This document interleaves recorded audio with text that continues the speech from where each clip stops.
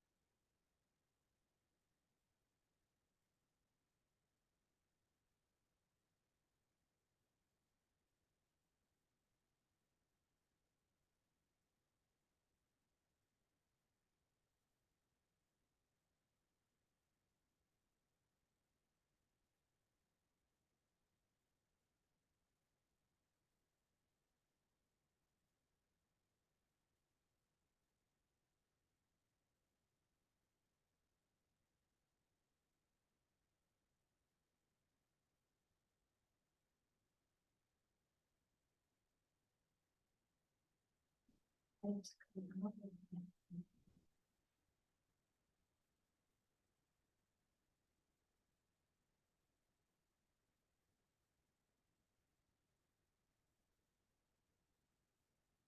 closing by remembering the Dalai Lama's famous quote, "My religion is kindness." Just sending a sense of kindness and compassion and acceptance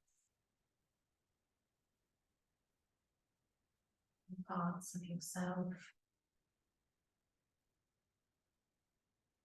everything around you.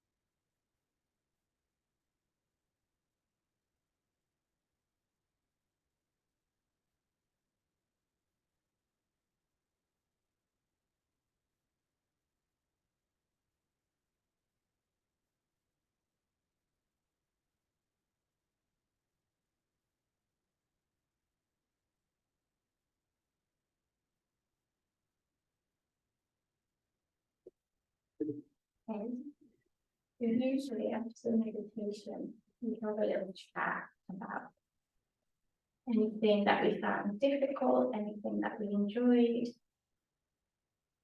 anything. Does anyone want to go first?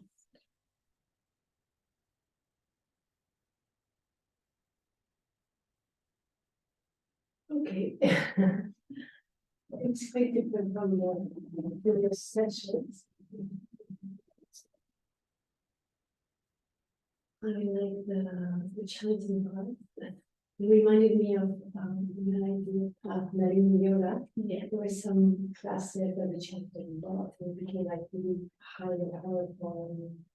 And I really like that, so that was nice. Then I listened a bit about the visualization that we did in the sessions. So I kind of started visualizing like in a forest, kind of in bit dancing the mantra or something like that. So that was nice. And yeah, I found it to be very peaceful, actually.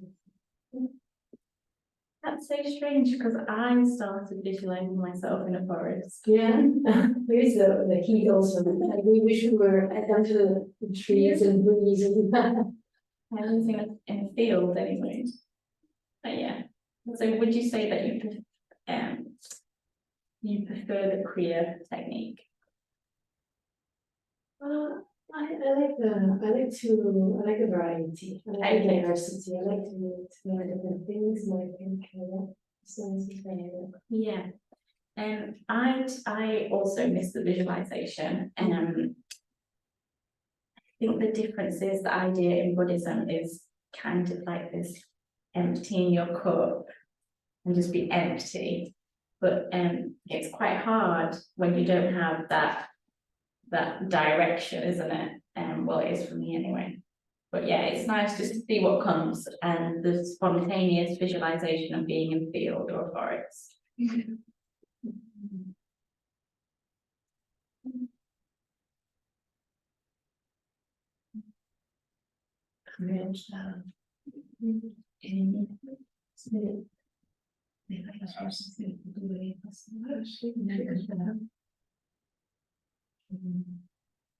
Al final, en la meditación,